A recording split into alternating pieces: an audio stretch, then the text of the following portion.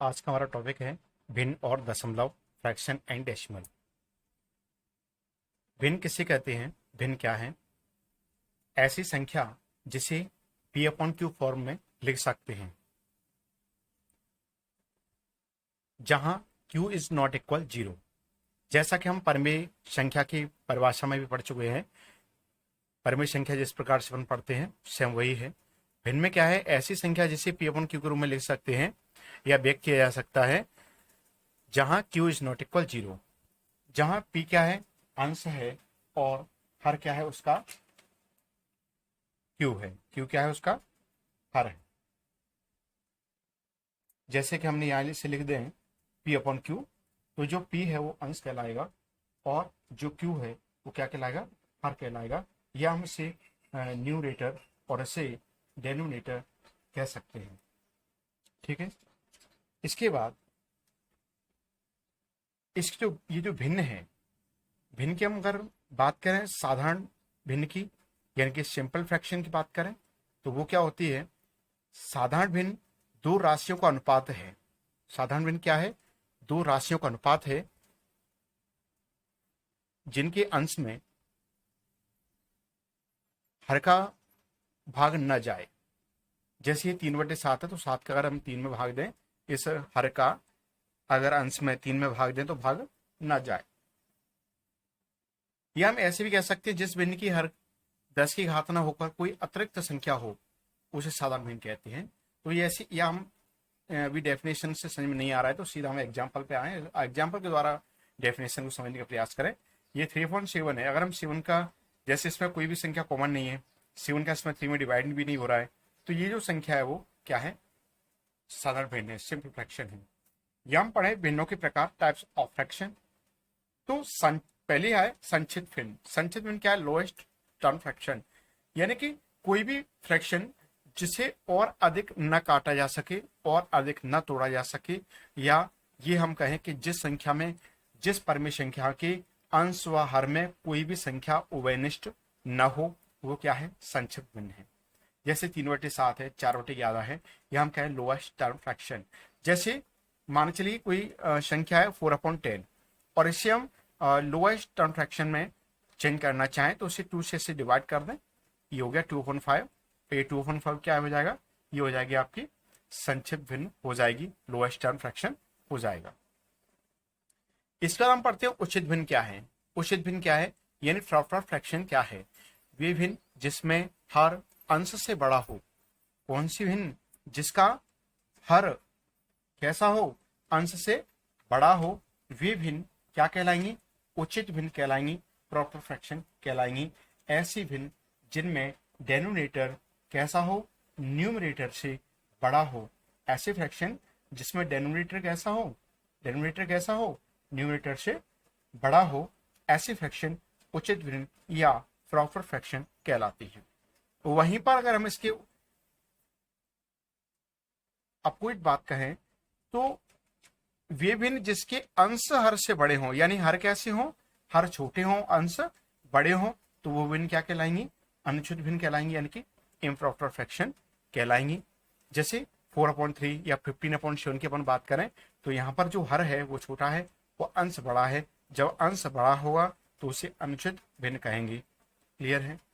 इसके बाद हम इसमें और भी आगे जैसे समझने का प्रयास करते हैं।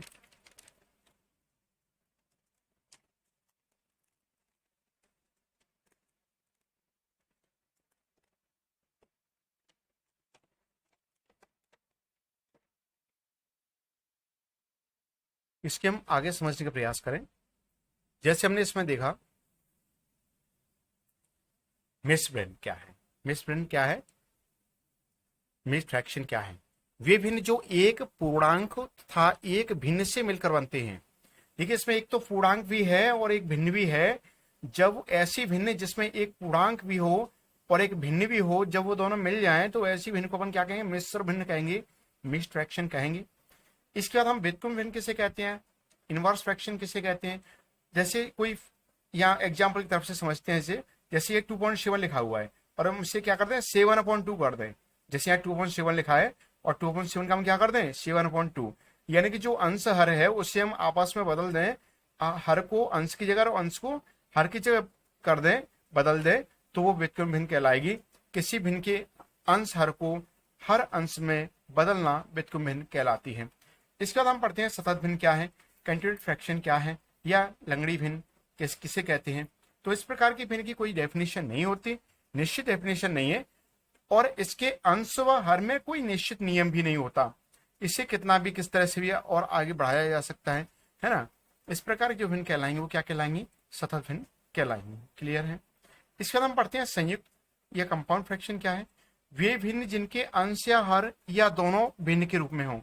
जैसे हम इस भिन्न की बात कर रहे हैं तो ये इसका अंश है और 7/9 ये इसके हर में है, लेकिन इसका जो हर है वो कैसा है, भिन्न के रूप में दिया हुआ है। तो इस प्रकार की भिन्न संयुक्त भिन्न या कंपाउंड फ्रैक्शन कहलाएगी। या जरूरी नहीं है केवल हर में ही ऐसा हो सकता है कि अंश भी भिन्न के रूप में दिया हो और हर भी भिन्न के रूप में दिया हो, ऐसे भी हो सकता है। तो इस प्रकार की भिन्न संयुक्त भिन्न कहलाती हैं। इसके बाद हम पढ़ते हैं दशमलव भिन्न क्या है, डेसिमल फ्रैक्शन किसे कहेंगे, तो इन्हें भी समझ लें जरा। जिस भिन्न के अंश में हर का भाग देने पर, जिस भिन्न के अंश में ऐसे कोई भिन्न है 1/2 और हम इस अंश 1 में हर का भाग दें यानी 2 का 1 में भाग दें तो ये 0.5 आ जाएगा। तो 0.5 जो संख्या प्राप्त हुई है वो क्या है, दशमलव है। तो दशमलव वाली संख्या है। तो जिस भिन्न के अंश में हर का भाग देने पर भागफल दशमलव में प्राप्त हो उसे दशमलव भिन्न कहते हैं। जैसे यहाँ 1.2 लिखा हुआ है, 2 हमने 1 में डिवाइड किया, भाग दिया, तो भाग देने पर 0.5 आ गया, तो ये संख्या क्या है, ये दशमलव भिन्न हो गई। ये 4 में 5 को डिवाइड किया, 0.8 आ गया, ये क्या है, दशमलव भिन्न हो गई। देखिए दशमलव भिन्न के बारे में हम पिछली वीडियो, शुरुआती वीडियो में, यानी कि जब हमने संख्याओं के बारे में पढ़ा था तब भी हमने उसके कुछ भाग पढ़े थे। तो हमने उसमें ये पढ़ा था कि दशमलव जो संख्या होती है, दशमलव वाली जो संख्या होती है वो किस रूप में होती हैं, या तो वो शांत रूप में हो सकती हैं या वो अशांत रूप में हो सकती हैं। और यदि अशांत रूप में होंगी तो अशांत रूप में भी उसके हमने 2 भाग पढ़े थे शुरुआती वीडियो में, आवर्ती या अनावर्ती। क्लियर है।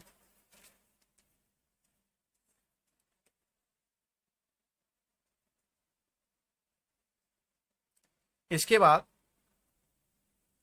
हम यहां पढ़ें आवर्ती दशमलव भिन्न या पुनरावृत्त दशमलव भिन्न, ये क्या है, इन्हें समझ लें। तो ये क्या है, आवर्ती दशमलव भिन्न या पुनरावृत्ति दशमलव भिन्न या रिकरिंग डेसिमल फ्रैक्शन, ये क्या है सुनिए। जैसे हमने कोई एग्जांपल लिया,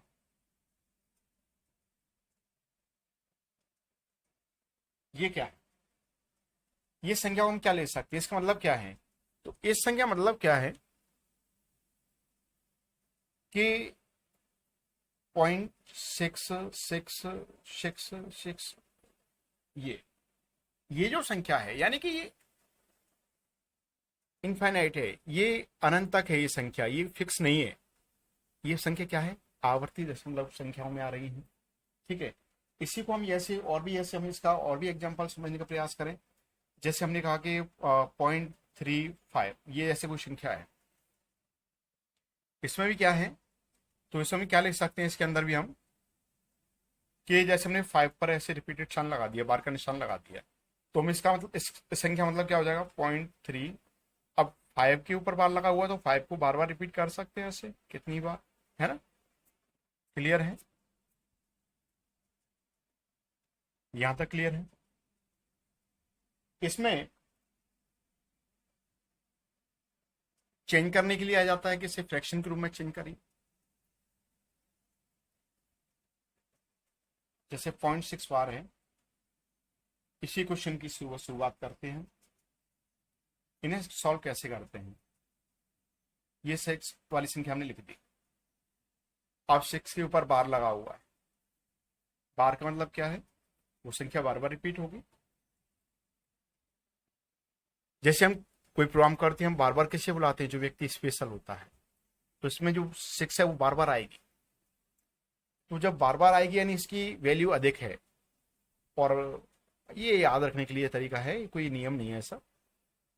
तो 6, ये जो मैंने अभी जो बोल, अब सुनिए, जैसे 6 पर बार लगा हुआ है तो जितने अंकों के ऊपर ये बार का निशान होता है ना, उतनी बार यहाँ हम 9 लिखते हैं। जैसे 6 है ना, ये कितने अंक है, ये एक ही अंक है ना, तो एक बार 9 लिखेंगे। ये 6/9 ये भिन्न बन गई, क्या हो गया, ये भिन्न बन गई।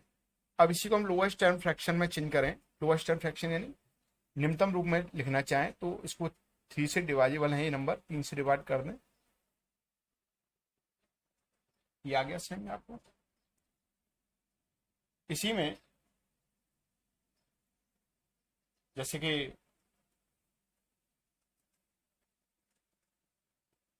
ये है, इस क्वेश्चन को ऐसे हल करें। यहां पर देखिए, पहले पूरी संख्या लिखें। पूरी संख्या में क्या है, 675। पूरी संख्या के अंदर इसमें ये है। अब इसमें महत्व किसको दिया जा रहा है, 75 को। महत्व किसको नहीं दिया जा रहा, 6 को कोई महत्व नहीं दिया जा रहा है, तो 6 को माइनस कर दें, हटा दें, 6 को इस संख्या में से माइनस कर दें। अब महत्व दिया गया था इन दो अंकों को, तो 2 बार हम क्या लिखेंगे, 9 लिखेंगे। और जिस और पॉइंट के और बार के बीच में ऐसी कितनी संख्या, कितने अंक है जिनको महत्व नहीं दिया गया, तो एक अंक ऐसा है जिसको महत्व नहीं दिया गया, तो उसकी हम 0 कर देंगे। ठीक है, इसमें से इसे माइनस कर दें, तो माइनस करेंगे तो क्या आएगा, 3 में से 6 9 हो जाएगा, या 6 बचेगा, ये 6 हो जाएगा, और 900 ये। क्लियर है।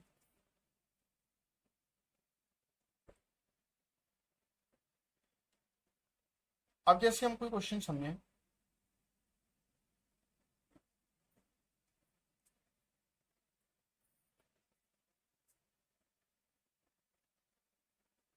कि अगर कोई ये जो बार का निशान लगा है, ये पॉइंट से अगर पहले आ गया तो हम क्या करें।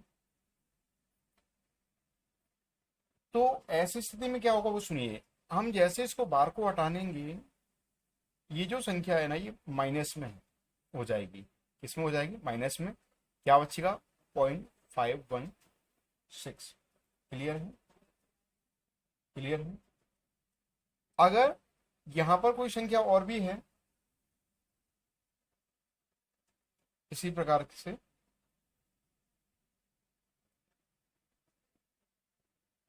ये भी संख्या है कोई, ये भी कोई संख्या दी हुई है, और इसमें लिखा है, तो ये 3 पर जो बार लगा है वो 3 क्या हो जाएगा, माइनस हो जाएगा। ये आगे प्लस लगा था, लेकिन ये संख्या किसमें हो जाएगी, माइनस हो जाएगी। क्लियर हुआ, ये ऐसे समझ ले, ये लो। ठीक है, ये इसका ये हो गया, इसका ये हो गया, ये बाहर जो प्लस लगाया वो प्लस का ये कर दिया।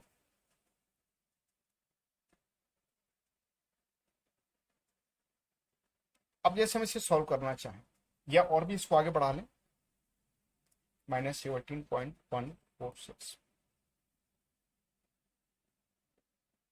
अब देखिए इससे क्या हुआ, ये 17 पर बार लगा हुआ है, 17 कैसा हो जाएगा, माइनस का हो जाएगा।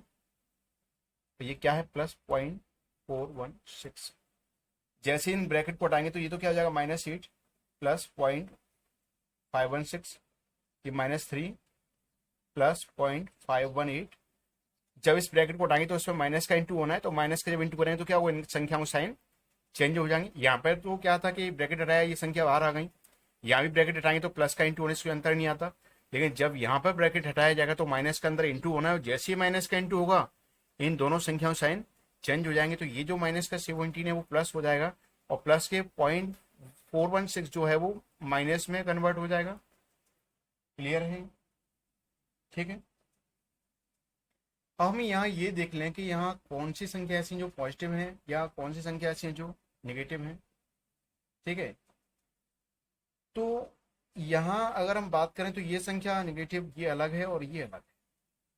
ठीक है, -8 और -3,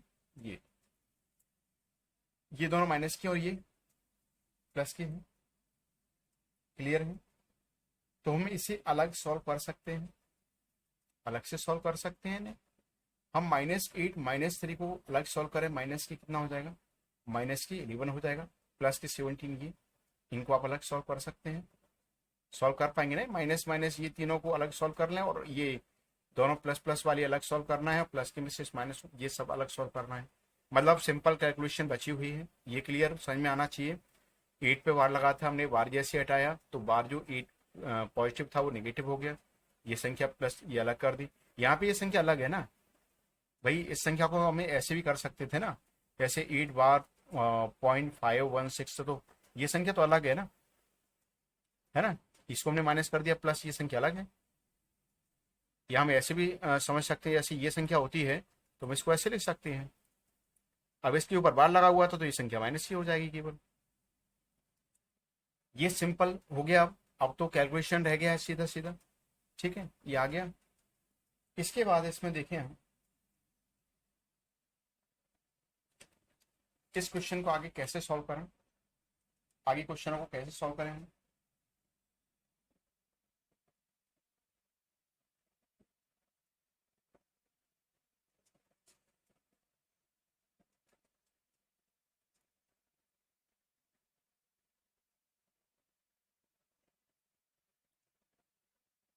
क्लियर है, सुनिए, यहाँ पर क्या है, ये 3 तो वही अलग संख्या है ना, ये 4 7, 2 अंकों के ऊपर बार लगा हुआ है, 2 बार 9 लिख दिया। क्लियर है, 4 तो अलग है, जैसे मैंने अभी आपको यहाँ बताया कि 8 तो ये अलग है, ये 4 अलग है, तो ये इसे सॉल्व करें हम। 5 3, 2 संख्याओं के ऊपर बार लगा, 2 अंकों के ऊपर बार लगा हुआ है ना, तो ये दोनों ही पॉइंट कैसे हैं, मेन है, यानी दोनों की बदले यहाँ 9 9, दोनों के नीचे यहाँ 9 9 करना है।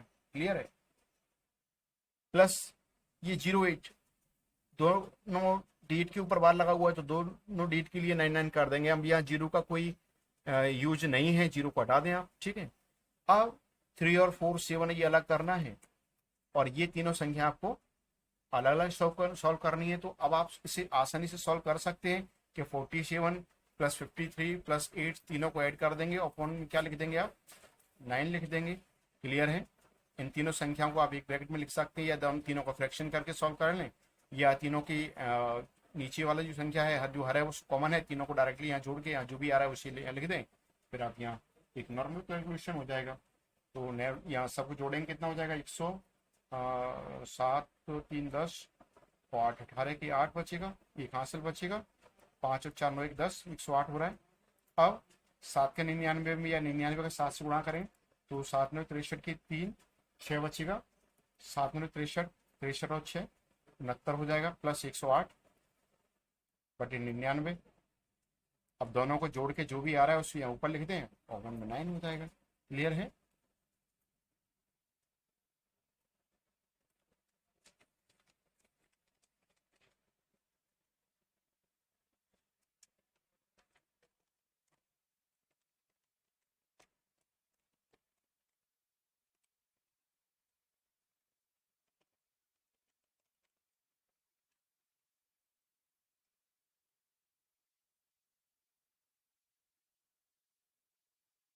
देखिए अब हम क्या पढ़ रहे हैं यहाँ पर, अभी हम यहाँ पढ़ रहे हैं भिन्नों को प्रतिशत में बदलना। भिन्नों को प्रतिशत में कैसे बदलते हैं, जैसे यहाँ कोई संख्या है 314, हमने इसको फ्रैक्शन में चेंज करने, इसको परसेंट में चेंज करने के लिए क्या किया है, जैसे यहाँ 314 लिखा हुआ है, क्या लिखा हुआ है, 3/4 लिखा हुआ है, और हमें क्या करना है, इस भिन्न को प्रतिशत में कन्वर्ट करना है, परसेंटेज में कन्वर्ट करना है। तो कन्वर्ट कैसे करेंगे, सबसे पहले इस संख्या में हम क्या करें, 100 का मल्टीप्लाई कर लें, 100 का क्या कर दें, मल्टीप्लाई कर दें, गुणा कर दें, और 4 से 100 ये डिवाइड करेंगे तो 25 हो जाएगा, 25 और 3 मल्टीप्लाई करेंगे 75, और ये परसेंट का साइन लगा दिया।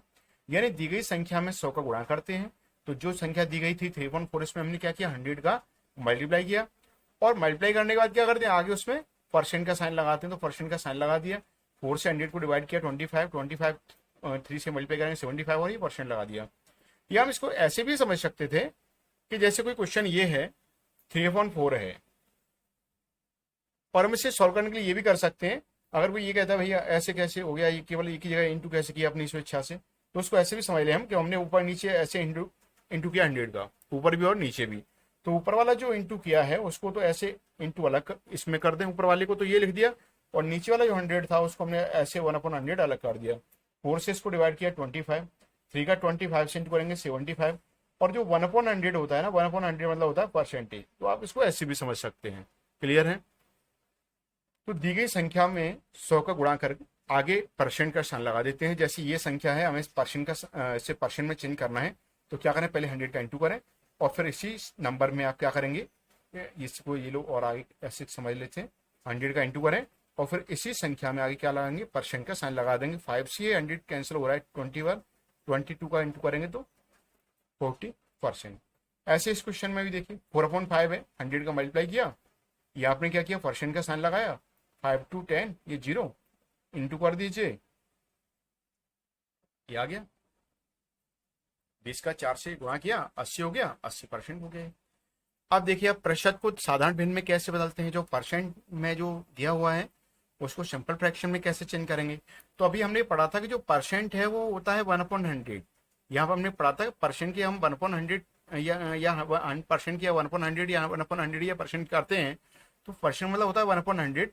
या प्रतिशत का हम सीधा सीधा मतलब समझे तो किसी एक वस्तु का 100वां हिस्सा, वो क्या है, प्रतिशत है। या से 1 रुपए का 100वां जो हिस्सा है वो क्या है, उसका परसेंट है।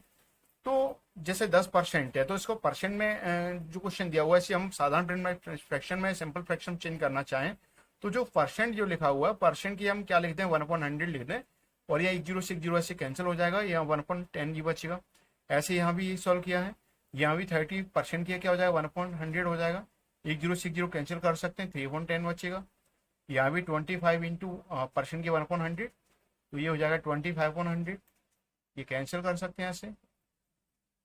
क्लियर है?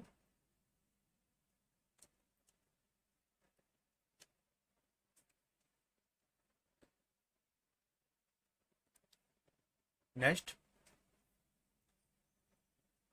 अब हम यहाँ पढ़ रहे हैं भिन्नों की तुलना कैसे करते हैं।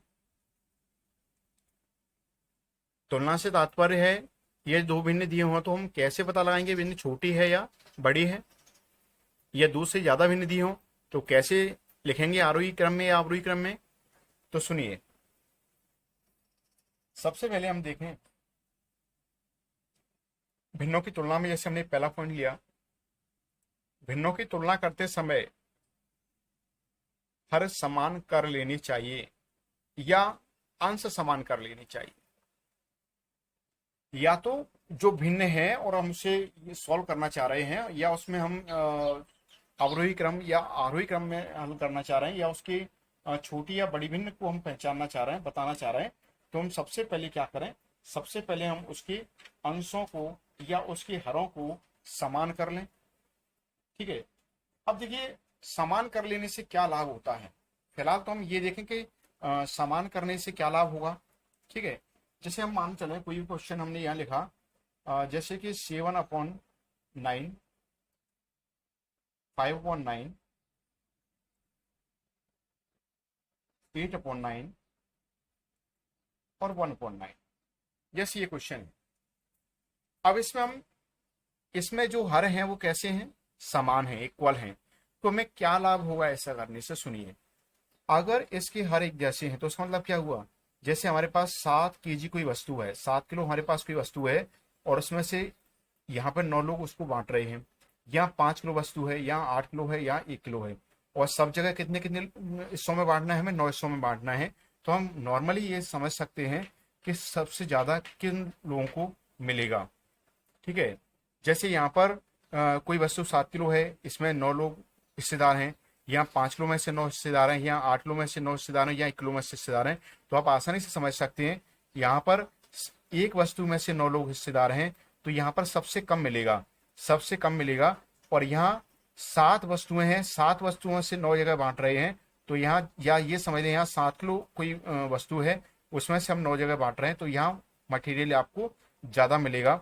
इसी को हम अगर परिभाषा के अकॉर्डिंग देखें, परिभाषा के तौर से समझ लें, तो इसका मतलब ये हुआ कि यदि हर समान हो, यदि किसी भिन्न में यदि भिन्न दिए हों और उनमें हर कैसे हो, समान हो, यदि सभी हर कैसे हो, समान हो, तो सबसे कम अंश वाली संख्या सबसे छोटी होगी और सबसे बड़ी अंश वाली संख्या सबसे बड़ी होगी। ये सबसे छोटी होगी और ये सबसे बड़ी होगी। क्लियर है? अगर हर समान है तो हम ये पता लगा सकते हैं कि ये जो सबसे कम अंश वाला है, यहाँ पे देखिए हम एग्जाम्पल को देख रहे हैं और एग्जाम्पल हमने देखा कि यहाँ सबके हर समान है और अंश सबके डिफरेंस है, सब डिफरेंट है, सबके अलग अलग हैं। तो यहाँ देखिए, यहाँ 7 किलो वस्तु है, उसमें से 9 लोग हिस्सेदार हैं, 9 लोगों को बांटना है। यहाँ 5 किलो वस्तु में से 9 लोगों को वितरित करना है। यहाँ 8 लोगों में से 8 किलो वस्तु 9 लोगों को वितरित करना है। यहाँ ये सॉरी सबसे बड़ी भिन्न, यहाँ 8 लिखा हुआ है, सबसे बड़ी भिन्न इसे करें तो 7/9 है या 5/9 है या 8/9 है या 1/9 है। तो आप देख रहे हैं कि यहाँ 8 वस्तुओं में से 9 लोगों को बांटना है या एक वस्तु में से 9 लोगों को बांटना है या 7 में से या 5 में से। तो सबसे ज्यादा कहाँ मिलने वाला है? हम 8 किलो की बात करें, 8 किलो में से जब 9 लोगों को बांटेंगे तब लोगों के पास ज्यादा सामान पहुंचेगा, या 1 किलो में से 9 लोगों को बांटेंगे तब ज्यादा पहुंचेगा। तो स्वाभाविक सी बात है, यहाँ 8 किलो वस्तु है, 8 किलो वस्तु को हम 9 लोगों को बांटेंगे तो ज्यादा सामान सबको मिलेगा, और 1 किलो में से 9 लोगों को बांटेंगे तो बहुत ही कम मिलेगा। यहाँ पे एक परिभाषा बन गई, परिभाषा यहाँ पे ये बन गई कि जब किसी भिन्न के हर समान हो, जब कुछ भिन्न दिए हो और हमें भिन्नों की तुलना करनी हो, उन्हें कंपेयर करना हो, उसमें ये बताना हो छोटी या बड़ी कौन सी है। तो जब सभी हर समान हो तो सिर्फ ये देख लें कि अंश किसके छोटे या बड़े हैं। जहां अंश सबसे छोटा होगा वहां संख्या भी सबसे छोटी होगी, और जहां अंश सबसे बड़ा होगा वहां भिन्न भी सबसे बड़ी होगी। ये आपको क्लियर आ गया होगा। यहीं पर अगर हम इसी क्वेश्चन को ऐसे समझ लें,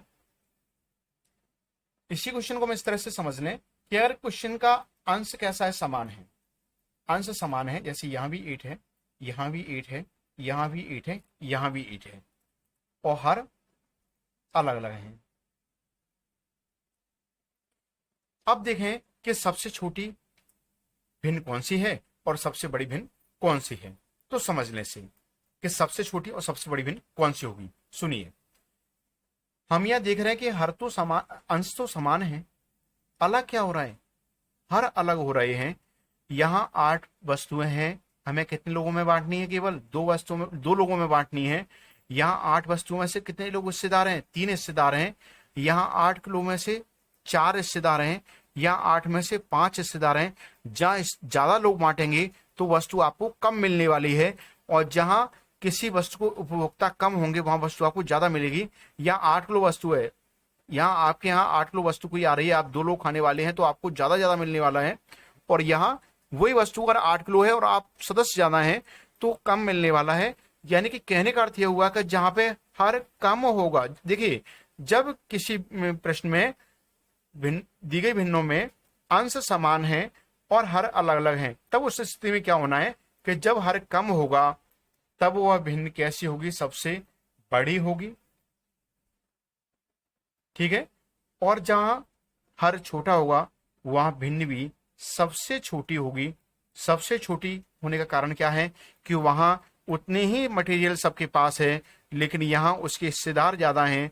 यहाँ वस्तु सबके पास बराबर है, यहाँ भी उतनी है, यहाँ भी उतनी है, यहाँ भी उतनी है, यहाँ भी उतनी है। जैसे हम इसकी बात करें, यहाँ पे 2 हिस्सेदार हैं, जबकि यहाँ की बात करें तो यहाँ पर 3 हिस्सेदार हैं, 1 2 3। और यहीं की बात करें तो यहाँ पर वही वस्तु 4 लोगों में बंटनी है, और यहाँ की बात करें तो यहाँ पर वही वस्तु 5 लोगों में बंटनी है। 1 2 3 4, ये लोग 5 हो गए, 5 भागों में बांट दिए, 1 2 3 4 5। तो यहाँ कम लोगों कम मिलना है, ये आपको समझ में आ गया होगा। इसके बाद हम यहाँ पढ़ते हैं, यदि दिए गए भिन्न के अंश व हर का अंतर समान हो। क्या कह रहा है ये? यदि दिए गए भिन्न के, देखिए हमने एक तरीका ये था भिन्न को सॉल्व करने का, और जरूरी नहीं है कि हर हमेशा आपको जब क्वेश्चन सॉल्व किया जाएगा तो हर आपको एक जैसे करके दे, वो ऐसा नहीं है। हर आप एलसीएम लेकर के एक जैसे कर सकते हैं, ठीक है। सुनिए, हर या अंश को आप एक जैसा कर सकते हैं, समान कर सकते हैं। अब यहां देखिए, यदि दिए गए भिन्न के अंश व हर का अंतर समान हो, मतलब इसका मतलब ये हुआ कि अंश और हर में हर जगह अंतर एक जैसा हो। जैसे हम यहाँ बात कर रहे हैं 4 और 5 में कितने का अंतर है? 1 का अंतर है। ऐसे 5 और 6 में कितने का अंतर है? 1 का अंतर है। 6 और 7 में कितने का अंतर है? 1 का अंतर है। सब में अंश और हर में सब में एक जैसा अंतर है। 4 और 5 1 का अंतर है, 5 और 6 में 1 का अंतर है, 6 और 7 में 1 का अंतर है। तो ऐसी स्थिति में क्या होता है कि बड़े अंश वाली भिन्न बड़ी तथा छोटे अंश वाली भिन्न छोटी होगी। तो यहाँ पे हम देख सकते हैं कि यहाँ पर सबसे बड़े अंश वाली भिन्न कौन सी है, यहाँ पर सबसे ज्यादा बड़ा अंश कौन किसका है, तो अंश बड़े अंश वाली भिन्न ये है, तो इस भिन्न को अपन बड़ी भिन्न कहेंगे। और सबसे छोटा जो भिन्न है इसमें, सबसे छोटा जो अंश है वो ये है, इसलिए इस भिन्न को भी हम छोटी भिन्न कहेंगे। क्लियर हुआ। ऐसे में इस क्वेश्चन की बात करें, इस क्वेश्चन में 13 और 15 में 2 का अंतर है, 15 और 17 में 2 का अंतर है, 17 और 19 में 2 का अंतर है, 19 और 21 में भी आप देख पा रहे हैं केवल और केवल 2 का अंतर है, इन सब में 2 का अंतर है। तो इस प्रकार की जो भिन्न है हमें उसमें ये बताना है कि इसमें छोटी और बड़ी भिन्न कौन सी है। तो हम पढ़ चुके हैं कि बड़े अंश वाली भिन्न बड़ी तथा छोटे अंश वाली भिन्न छोटी होगी। तो इसमें बड़ी भिन्न कौन सी होनी है, जिसका अंश बड़ा हो, है ना। तो ये भिन्न आपकी बड़ी हो जाएगी और ये भिन्न हो जाएगी छोटी भिन्न। ये दोनों भिन्नों के आंसर आपको कमेंट बॉक्स में देने हैं कि बड़ी भिन्न कौन सी है और छोटी भिन्न कौन सी है। ये रूल नंबर 2 में आप क्वेश्चन नंबर 3, 4 का आंसर आपको देना है। क्लियर है।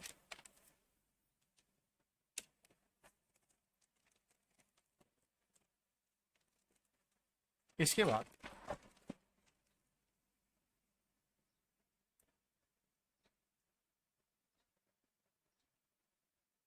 नियम 3 में,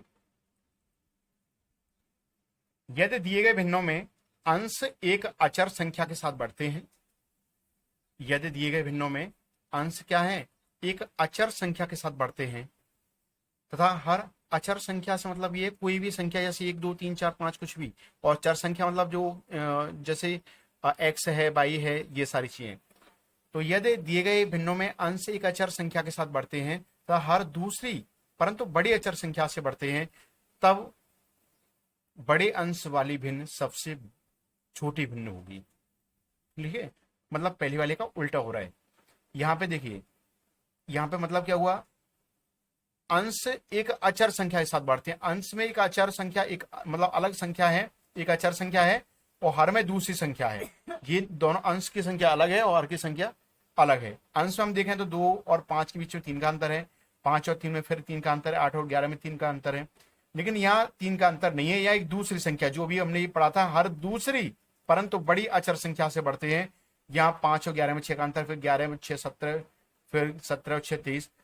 ठीक है, तो इस प्रकार के इस क्वेश्चन में क्या होता है कि बड़े अंश वाली भिन्न, जो बड़े अंश वाली भिन्न होगी वो क्या ऐसी भिन्न होगी, सबसे छोटी होगी। तो यहाँ सबसे जो ज्यादा अंश है, सबसे बड़ा अंश है वो ये है, 11 है। 2 5 8 11 में सबसे बड़ा अंश 11 है, यानी ये वाली जो भिन्न है वो सबसे छोटी भिन्न होगी। और जो सबसे कम अंश वाली भिन्न है वो सबसे बड़ी भिन्न होगी, जो कि यहाँ लिख दिया गया है। इसके बाद हम पॉइंट नंबर 4 की बात करें, रूल नंबर 4 की बात करें, तो रूल नंबर 4 में क्या है, यदि किसी संख्या को a/b से गुणा करने के स्थान पर a/b से भाग दे दिया जाए। जैसे कोई क्वेश्चन आ गया कि किसी संख्या में 2/3 का गुणा करने के लिए कहा गया, लेकिन उन्होंने 2/3 गुणा करने के बजाय 2/3 से भाग दे दिया। भाग देने पर प्राप्त उत्तर सही उत्तर से 10 अधिक है, तो दी गई संख्या ज्ञात कीजिए। तो इस प्रकार के प्रश्नों में आप कैसे सॉल्व करेंगे, सुनिए। यदि किसी संख्या को a/b से गुणा करने के स्थान पर a/b से भाग दे दिया जाए तो वास्तविक परिणाम से x अधिक परिणाम प्राप्त होता है, तब दी गई संख्या। ऐसे क्वेश्चन में हम इस फॉर्मूले का भी यूज कर सकते हैं। तो सुनिए, जैसे जब किसी भिन्न का 6/7 बताने को आ जाए, यानी कि ये कहा जाए कि जब किसी संख्या का 6/7 का गुणा करने को आ जाए और गलती से क्या कर दिया जाए, उसमें गलती से 6/7 का भाग दे दिया जाए, तो क्या होगा, तो जो आंसर है वो अलग आएगा। तो जो आंसर आ रहा है वो कैसा आ रहा है, सही उत्तर से 13/70 अधिक प्राप्त होता है। तब वह भिन्न क्या है, तब वो भिन्न क्या थी, तो सुनिए। तो हमने जैसे क्वेश्चन की इसमें बात करी, जैसे यहाँ जो बटे के रूप में कोई संख्या है जिसका हम गुणा कर रहे हैं, तो बटे के रूप में संख्या यानी ऊपर वाली संख्या a है और नीचे वाली संख्या b है, यानी हमने ऊपर वाली संख्या a और इसको b मान लिया, यानी इसको a और इसको b, तो यानी ये संख्या a की जगह रखते हैं, इसे b की जगह रखते हैं। क्लियर है, a b की जगह रख दिया। और यहाँ हमने इस सूत्र में लिखा x अधिक परिणाम प्राप्त हो रहा है, यानी 13/70, तो 13/70 को x की जगह रख दिया। अब इसमें रखना है a की जगह हम क्या रख दें, 6 रख दें, b की जगह क्या रख दें, 7 रख दें, और x की क्या रख दें, 13/70 रख दें। बटे में b² माइनस c², b² यानी 7 का स्क्वायर माइनस c² यानी 6 का स्क्वायर। क्लियर है, 7 से 70 कट जाएगा, ये 10 कितना बच रहा है, 6 × 13/10 ये बच रहा है, और 7 का वर्ग करेंगे 49, और 6 का वर्ग करेंगे 36, ठीक है। अब इसके बाद हमने देखना है 6 इंटू 13/10 है ना, तो यहाँ 49 में 36 हटाएं, 9 में 6 घटाएं कितना बचेगा, 3 बचेगा, 4 में 3 घटाएं कितना बचेगा, 1 बचेगा। और इसके जो बटे में 10 लिखा था ना, उसको हम नीचे भेज सकते हैं, ऐसे भेज सकते हैं, ठीक है। 2 3 6 2 5 10, यानी कि हमारे पास जो आंसर आएगा वो क्या आएगा, 3/5 आएगा। क्लियर है।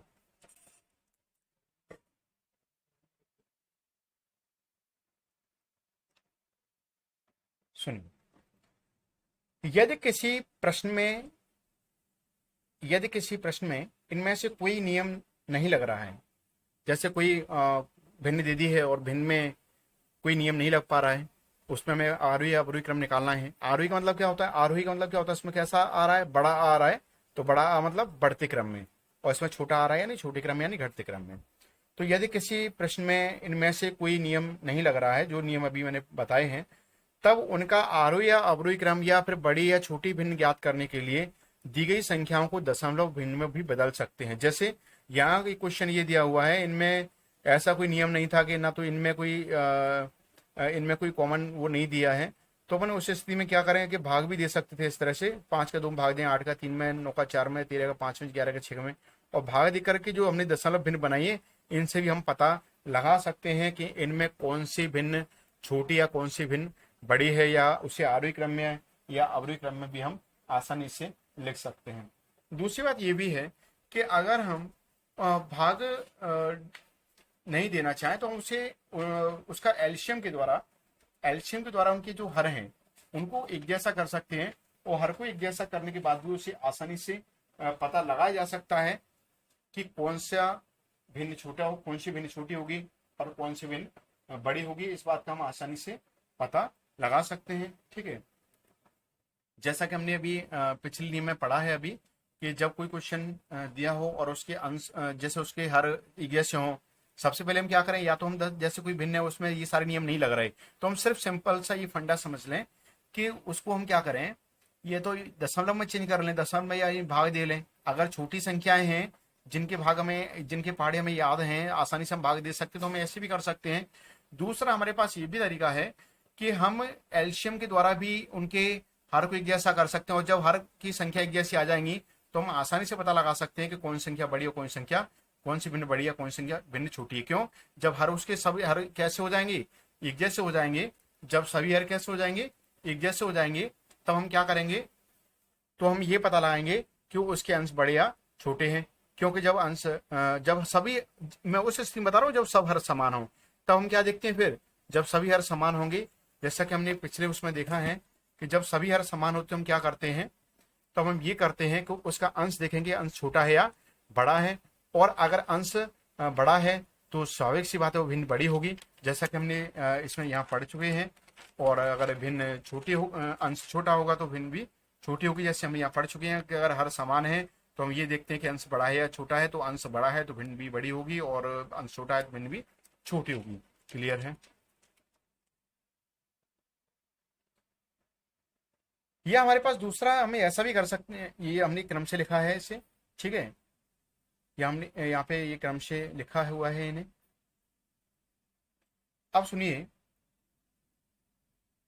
जैसे हमने इसको यहाँ आरोही क्रम में लिखा है,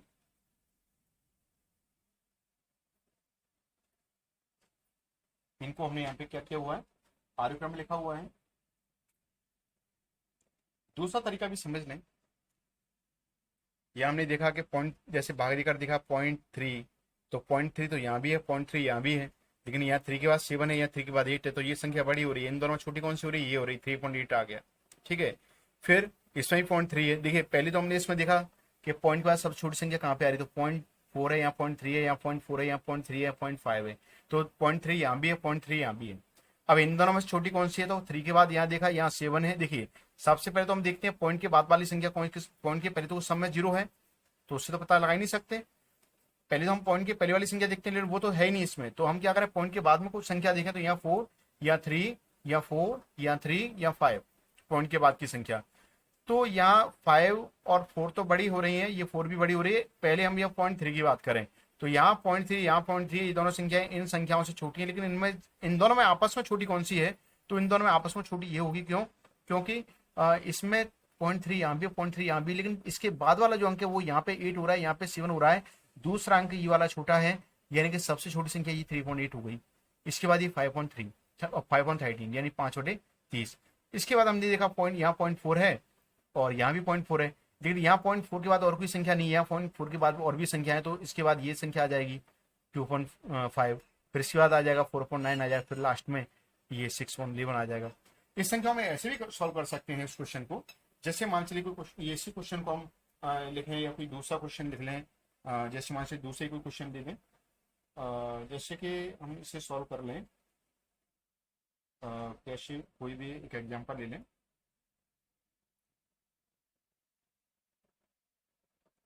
जैसे मान लें हम एक एग्जांपल ले लें, इसी को ले लेते हैं। चलिए 3.8 है ये 5.13 है, ये 2.5 है,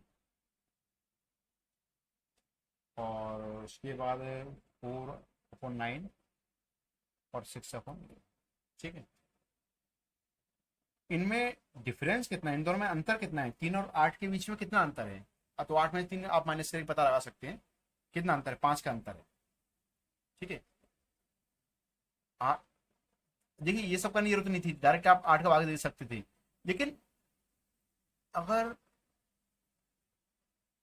मैंने इसी को क्रम से ले लिया है, जरूर नहीं है कि इन्हीं को क्रम से लिया जाए ना, मैंने तो इसी क्वेश्चन को ही क्रम से ले लिया है। अगर ऐसे आप नहीं लेना चाह रहे हैं तो आप जो दिया हुआ है क्वेश्चन के अंदर आप उसी को ले सकते हैं जो इसमें दिया हुआ था, जैसे 2.5, 3.8, 4.9, 5.13, 6.1, ये अब तो क्रम से नहीं है, ये मैंने क्रम, ये लो, ये आप कोई क्रम नहीं रहा, मैंने जो क्वेश्चन दिया था उसी को ले लिया।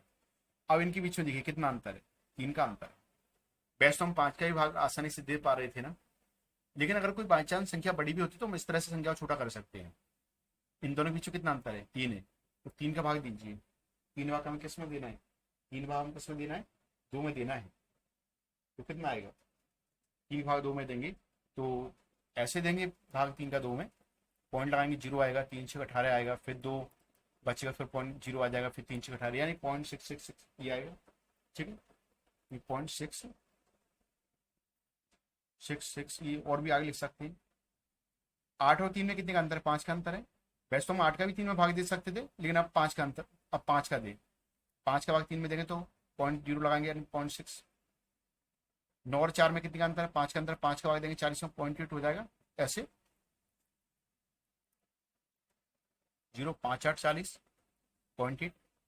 13 वो 5 के अंदर कितने, 13 जो 5 है उनके बीच में कितने का अंतर है, 8 का अंतर, तो 8 का भाग 5 में देंगे, तो कैसे देंगे सुनिए, 8 का भाग 5 में देंगे, ऐसे पॉइंट लगाएंगे, 0 आ जाएगा, 8 6 48, फिर 2 बचेगा, फिर 0 आएगा, और 8 दूनी 16 यानी 0.62। 6 और 11 के बीच में 5 का अंतर है, 5 का भाग 6 में देंगे ऐसे ही। ठीक है, तो 5 एकम 5, 1.2 ऐसे आए। अब देखिए हमें ऐसे भी, देखिए यहाँ ये संख्याएं तो अलग अलग आएंगी, ये संख्याएं यहाँ पे 2.5, ये 0.4 आ रहा था, यहाँ 0.66 आ रहा है, ये संख्या आपस में तो अलग अलग, ऐसे तो अलग अलग दिखेंगी, क्योंकि आपने यहाँ डायरेक्ट 5 का 2 भाग दिया था, लेकिन हमने 5 का 2 भाग दिया नहीं, यहाँ पे हमने इन दोनों का डिफरेंस जो निकाला है 3, उसका भाग दिया है। लेकिन हमें तो आंसर निकालना है ना, कि इसमें आरोही अवरोही क्रम निकालना है या छोटी या बड़ी भिन्न बतानी है, तो उसके लिए अपन ये तरीका भी यूज कर सकते हैं। हमने क्या किया, 5 और 2 के बीच का अंतर 3, 5 और 2 में 3 का ही तो अंतर है, तो 3 का भाग दिया इसमें, क्योंकि अगर मान चलिए हर बड़ा होता तो हम क्या करते, तो हम इस तरह से आपको छोटा कर सकते हैं। ठीक है, 8 में 3 का अंतर क्या है, 5 है, 5 का इसमें भाग दे दीजिए, ये भी एक तरीका है। अब देखिए इनमें सबसे छोटी संख्या क्या है, तो यहाँ सबसे छोटी संख्या ये तो सबसे बड़ी है, यहाँ 1 पॉइंट है ना, सबसे छोटी संख्या देखना है, तो यहाँ पॉइंट के बाद यहाँ भी 6 है, पॉइंट के बाद यहाँ भी 6 है, पॉइंट के बाद यहाँ भी 6 है, यहाँ तो पॉइंट के बाद 8 ये बड़ी है, 0.66 यहाँ देखिए, 0.6 यहाँ भी, 0.6 यहाँ भी, 0.6 यहाँ भी, लेकिन इसमें 6 के बाद भी संख्या 6 दी है, यहाँ 2 दिया हुआ है, यहाँ कुछ नहीं दिया, तो सबसे छोटा हो गया 0.6। 0.6 सबसे छोटा, यानी सबसे छोटी संख्या, यानी एक नंबर हमने इसको दे दिया सबसे छोटी संख्या। ठीक है, फिर इससे बड़ी जो संख्या है वो 0.62 है ना, इससे तो बड़ी है 62, यहाँ 6 है, ये 62, दूसरा नंबर इसको दे दिया, फिर 0.66 तीसरा नंबर हमने इसको दे दिया।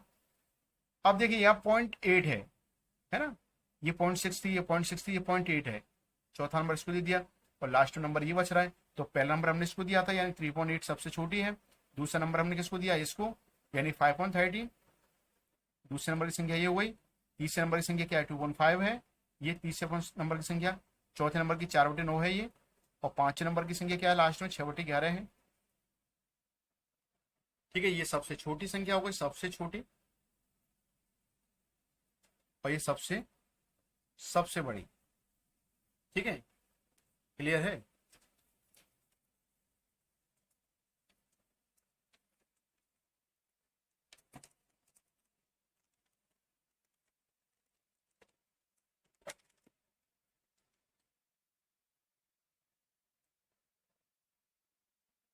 इसके कुछ इसी टॉपिक के कुछ क्वेश्चन हम अगले वीडियो में सॉल्व करेंगे, देखेंगे।